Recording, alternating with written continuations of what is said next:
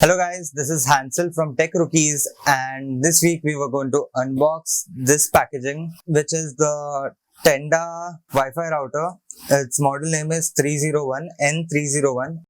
I got this from Amazon for around 899 rupees, and when I received this product, it was early in the morning, around 8 o'clock, which is early for me considering I wake up at 10 o'clock. When I received this package, I was in sleep, so I just accepted the package and left it on the table and went to sleep again. When I woke up and checked the package, I saw that there was no seal on the box.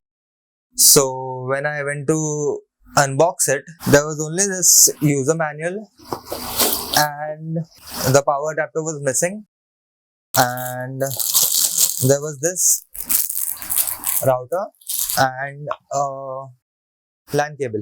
So yeah, so I went ahead and opened this router and found that this is completely empty. This whole thing is just the body and nothing else.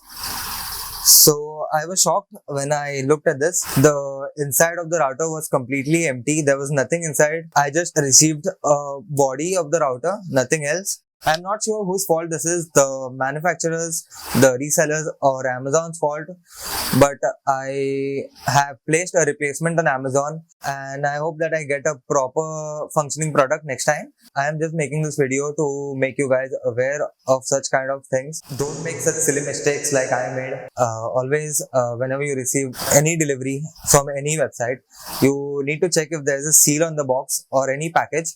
If there is no seal, don't accept the product from the delivery guy. And one more thing is that whenever you get an online product, make sure you record the unboxing or unpacking of the product, because if there's any defects, you will get it on camera. So you'll have some proof if the company says that it is your fault or something like that. So anyways, let's see if I get the proper product next time on this replacement. And I will keep you posted on whether I got the proper product or no. So that's it for this video, guys. Thanks for watching.